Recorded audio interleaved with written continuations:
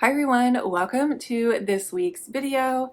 Today I'm going to be doing a kind of chatty get ready with me, and I'm going to use all the products in my current project pan as well as a few other things from my collection. I'm on a no buy right now in terms of makeup and beauty and skincare, so really extra focusing on pulling things out of my collection and using what I have. And that goes hand in hand with what I'm going to talk about while I'm doing my get ready with me.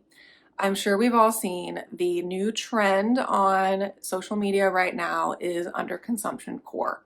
So I'm going to talk about what I feel about that, what it means to me, other terms that could be used in place of that, and just kind of how I'm defining that for myself in areas of my life where I feel like I have put some of that into practice already and areas where I could be better. So if you want to join the discussion, please keep watching and we will go through this minimal makeup look.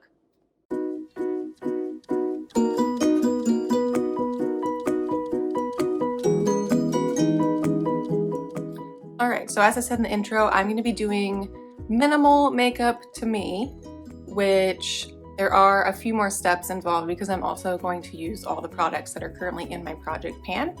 So, you know, real minimal makeup would probably be like 3 things or something, but I'm using a lot more. But this is just minimal makeup for myself. So, and then we're going to chat about the underconsumption core that we're seeing everywhere. So I already primed my face using my Project Pan primer, which is the Hello Good Stuff from Essence. I'm going to try not to show too many of the products and their levels because next week's video is my Project Pan update, so I don't want to, you know, ruin any of the surprise in that. So we've already primed the face, which again, that could be a step that you skip if you're really trying to be minimal, but like I said, it's in my Project Pan. So next I'm going to use some eyeshadow, really simple eyeshadow. I have 2 single shadows from MAC. I think this is, I can't remember what this one is, like Woodwinked or something, and then this is All That Glitters, and I do have pan in that. So that's why I wanted to grab that today to just, you know, that's some of what the whole underconsumption core is about, is using what you have. In the makeup community, people are showing off, you know, their minimal makeup routines or things that they have pan in. And I will say I have some thoughts about it. I think in general, the whole underconsumption core, like if we're thinking about it from like top level psychology and like its impact on society, I think it's a good thing. I think we have had so many years, especially in America, of overconsumption, and, you know, social media is a big part of that, with, you know, people being influencers, and we just have so much more information at our fingertips, so much more advertising that's being shoved in our faces through, you know, you see sponsored ads all the time on Facebook and Instagram. They pop up on like your Hulu and your streaming services. So subconsciously we're all getting, you know, influenced and persuaded by those things. And I get that. That's business for those companies. But I think then it's put this weird pressure on a lot of people that, you know, we need to have all these things and that will make us happy. Or, you know, I need to buy this specific brand of thing, or I need to have all this expensive makeup and that means that I'm successful. Or, you know, I can fit in with this group of people and put off this like image that I want to create for myself into the world. And again, there's nothing wrong with that, but I think just having a little bit more self-awareness about some of those things and how, you know, I've gone down that rabbit hole before, not anything crazy, but like, you know, you see stuff on Amazon or whatever, and you're like, oh, I'm going to buy that. It looks like such a cool gadget that will make my life easier. And I would say like 8 times out of 10, it's a piece of garbage, or you end up returning it, or you never use it. And then you pretty much immediately regret buying it, or you never use it. So that was really a waste of money, a waste of energy having that shipped to you. Then if you're returning it, you know, it's just, there's all these factors that go into it. So I do think at the base of it, the whole underconsumption thing is a good trend that we're going towards. I just think underconsumption is the wrong word. So for foundation, I'm using my L'Oreal True Match Nude Hyaluronic Serum Foundation. This is almost gone. This is really good. I will definitely be buying this again. It's just like the perfect amount of coverage. I used it in last week's video for all my bronzing drop demos. So yeah, I definitely like that.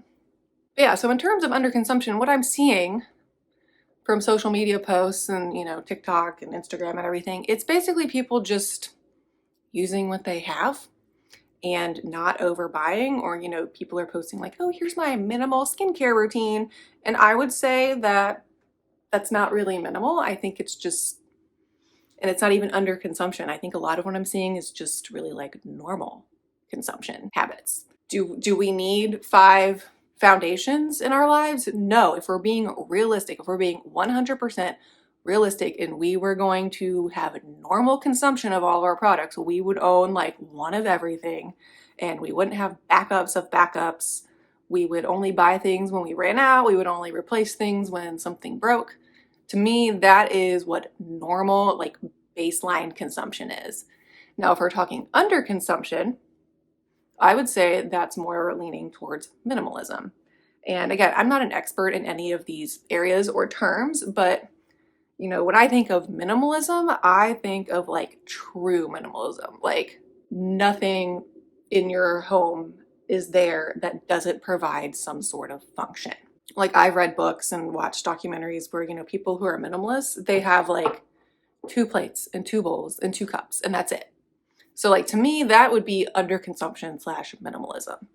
So it's just an interesting concept in general, but I do think there are areas of my life that, you know, I could be better in terms of this trend. And I don't want to keep saying underconsumption, but just kind of, you know, making better choices that can then help with your spending habits and your like product waste.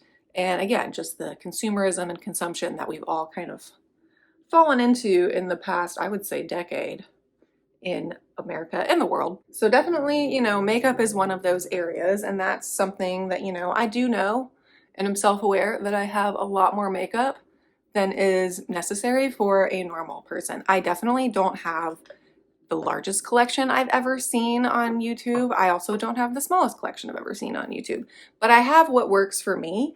And when it comes to this whole consumption trend, I think it's okay to have more of certain categories of things in your home if it's something that brings you joy or it's a hobby. And that's kind of what, you know, this is for me. I like to try out new makeup products. I like to find things that work for me. I like to have options because I want to feel confident and feel my best every day when I'm using my makeup. So in that sense, I think it's okay to have, you know, more than one thing in certain categories. But there are definitely categories in my makeup collection that I have dwindled down over the years because I realized A, how long it takes me to use something up, B, I've had a lot of things go bad and then that's a waste of money, and C, you just kind of figure out what formulas you like and what works best for you. So I would say concealer is one of those areas. So I'm going to use my Maybelline Active Wear Superstay concealer. I talk about this all the time. And honestly, right now in my collection, I have I think I have 3 concealers, but one of them's almost gone. But I have this, I have my NYX one that I just bought, and then I have a Flower Beauty one, and that's the one that's almost gone. It's just too light for me to use right now. But I think once we get into fall, I will use that up within like the first month. But it's definitely an area where I slowed down my purchasing on the concealer because again, any sort of liquid product I feel like is going to go bad or expire much faster than a powder product. And so I just want to be more aware of that. And also, ever since I discovered this, nothing else has compared and I haven't felt the need to really branch out. Once you find something that works for you, there's nothing wrong with sticking to it. So I think I'm just going to be like all over the place with like different areas of my life that I'm going to talk about. But another area that my husband and I have been working on reducing our consumption in and just like product waste is our food. And that is something, you know, we see statistics all the time about how much food gets wasted in America, and it really truly is sad. So what I did, and a lot of this came about a couple years ago, you know, when we were all kind of staying at home more and not really sure what was, you know, how things were going to end up with the state of the world and everything. So I kind of went through our home and did some inventorying. And granted, we do live in a condo that is about 900 square feet. So it's not like we have a ton of room anyway, and we don't have a ton of storage. So that definitely helps us to cut down on the amount of stuff that we own because we literally don't have places to put a lot of things. So we just don't bring that into our home. But I did feel like we were getting to a point where we were wasting a lot of food. And so I just kind of started to notice and inventory what were the types of things that we were throwing away and wasting the most often. And a lot of it was things like condiments. So, you know, you put those things in your refrigerator drawer, your salad dressings, your ketchup, your hot sauce, like all that stuff. We just weren't going through it. Same with like certain cheeses. We just like weren't using, you know, we'd buy like these full blocks of like Parmesan cheese and then like it would get moldy before we could use it all. So we just kind of, I made some notes of those things and, you know, things that were getting freezer burn and whatnot. And ever since then, we have really consolidated and kind of cut down on what we're buying food wise. And that also comes from us now kind of trying to embrace more of the Mediterranean style eating. So we eat more fresh foods and we eat that throughout the week so that we don't have waste. So we do meal prepping. And then because of that, we're buying minimal ingredients every week, because if we're meal prepping and kind of using the same thing as like the base for our meals, like we'll make a grain bowl and then that's kind of the base for our proteins for the week. And then, you know, we're not really having a lot of food waste. We're not buying a bunch of different random ingredients. We're not buying a lot of condiments.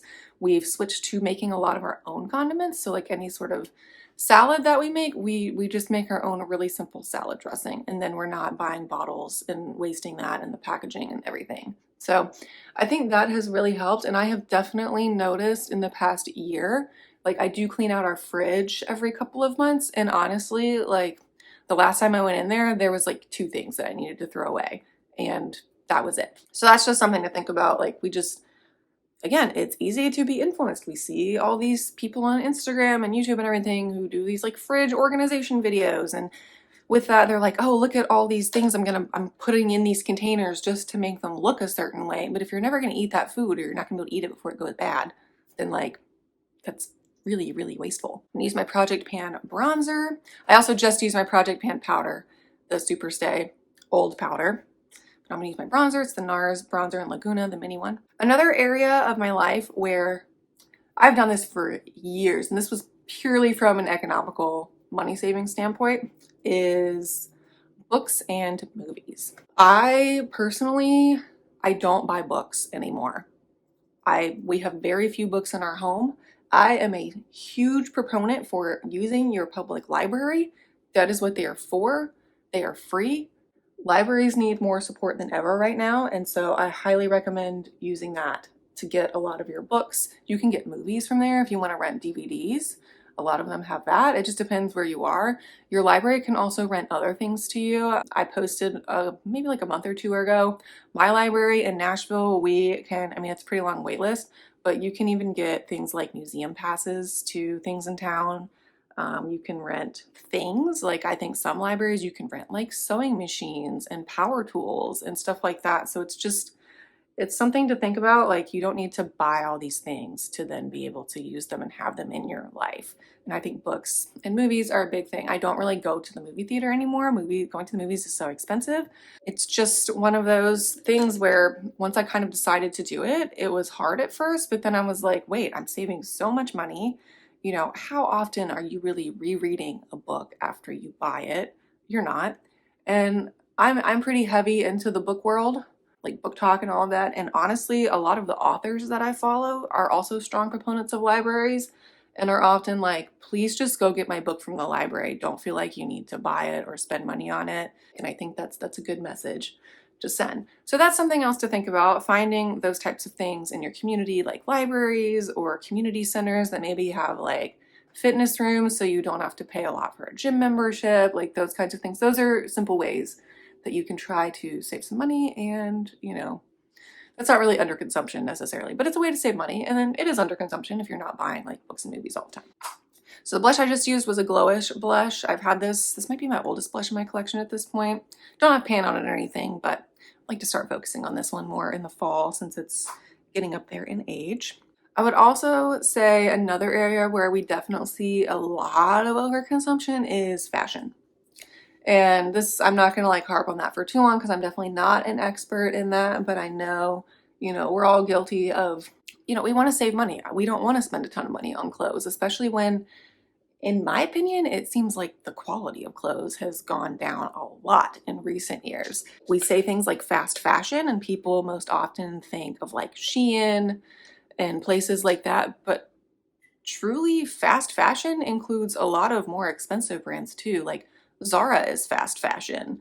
Banana Republic and J. Crew, those are fast fashion, and yet they're so expensive. So, and I'm not personally huge into like thrifting my clothes. I just personally have never had a ton of luck doing that. I'm gonna use my ColourPop highlighter. I've got huge pan in this. But that is something that you could think about. I know a coworker of mine, she is super into using thredUP. Again, I've never used that before, but she has really good luck with it, it seems, so that's something to think about. I also just, over the past few years, have really not bought a ton of clothes, if I'm being honest. I'm kind of in this phase right now where I don't really know what I want my personal style to be going forward.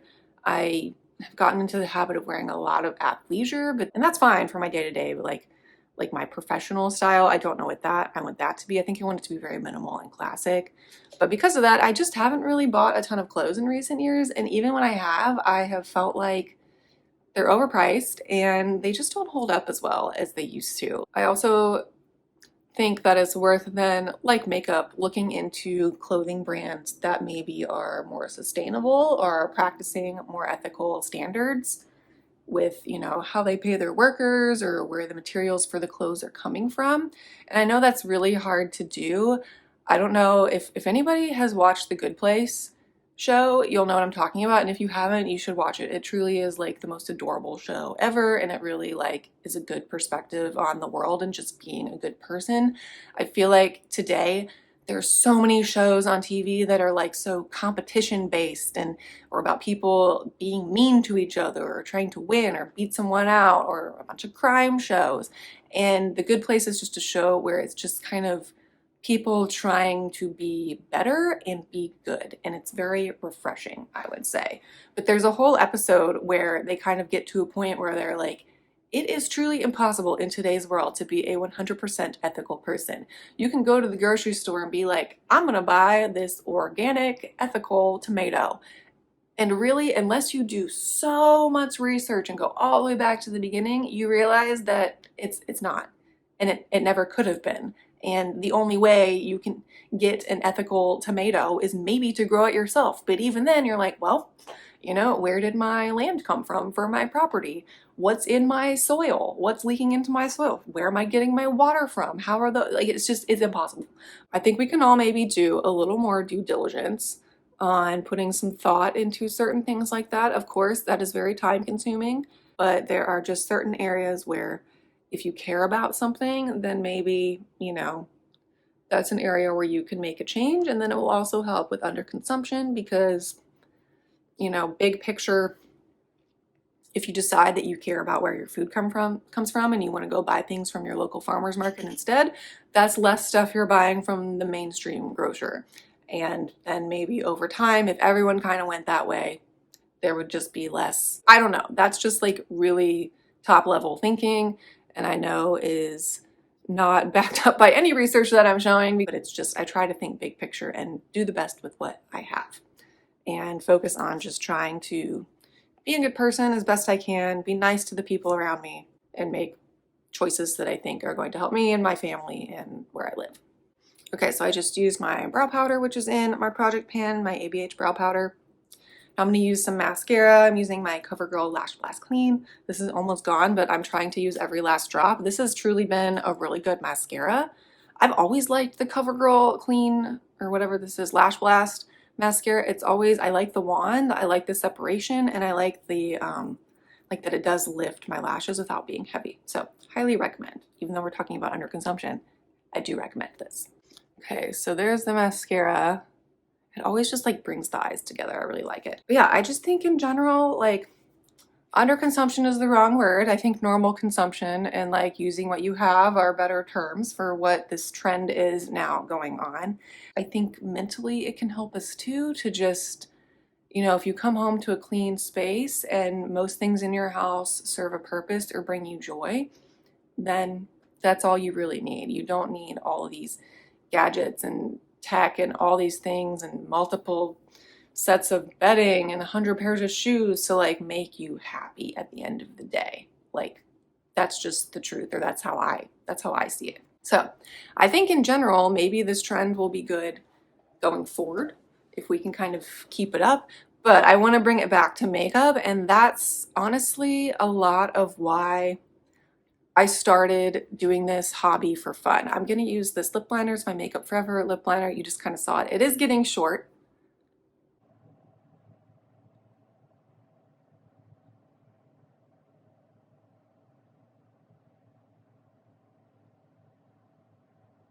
Yeah, I would say the whole, like, you know, having a realistic makeup collection and spending a realistic amount of money on makeup is a huge reason why I wanted to start making videos for myself and as a hobby. I watch a lot of people on YouTube, and it kind of got to a point where I had watched so many people from the very beginnings of their channel where I felt like they were relatable and realistic and, you know, making decisions that I could relate with in terms of their makeup and spending, that then, you know, they skyrocketed so much that then they just kind of lose that connection to the average person, I would say. I think we all probably see that. And that's okay in some instances. That's truly the definition of what an influencer is. It's someone who you see the possibilities of, oh my gosh, like you could have this much stuff, and someone else is getting to experience all these things, and I get to do it with them without, you know, fully being a part of it and spending the money. And, you know, they're trying all these things and recommending them to me so I can trust them to tell me what I need in my life. That's what an influencer is. But it just kind of got to the point where so many of those people I was following just kind of seemed to lose that grip on reality a little bit of what the average person truly is going through and can afford, especially in this economy and with inflation and everything. And I started watching some smaller YouTubers and getting into project panning videos, shopping my stash videos, and I was like, that's pretty much what I do anyway. So maybe I can just join this small area for myself on YouTube and just kind of share as a very normal person who has a full-time 9-to-5 job during the week, does this for fun. That's the only reason, and just kind of showcase using what I have, project panning, how long it takes to really use things up, going through my purchasing habits and becoming more self-aware of what I'm spending my money on, what is a waste, what can I be better at. So I would say that's truly where I started my channel from. So it's kind of funny to me that now this trend has come up, because in my mind I'm like, well, I've kind of always been doing that. Then you use this lipstick crayon. It's a lacquer from L'Oreal. I don't even know if they make these anymore, but this is one of the products I had on my planning to pan list. And now that we're over halfway through the year, I don't know if I'm going to get to it, but figured I'll pull it out today.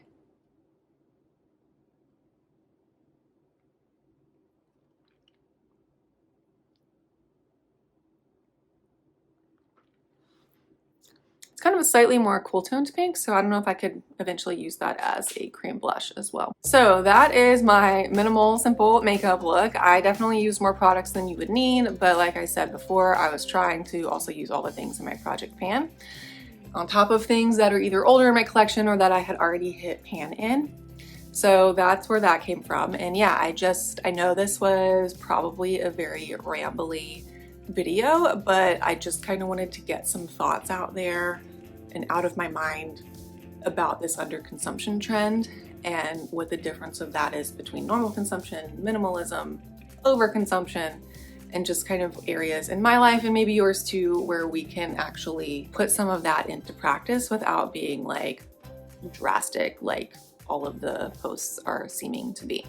So I hope this was helpful. If you know of any YouTubers or channels that focus on project panning, shopping their stash, using up what they have, please link them in the comments below. I would love to find more people to follow, and especially people with smaller followings. I kind of find that more relatable and whatnot. And yeah, please give this video a thumbs up if you enjoyed and if it was helpful. Also, feel free to leave a comment how you feel about the underconsumption trend going on and if it makes sense to you or you agree with what I said or don't.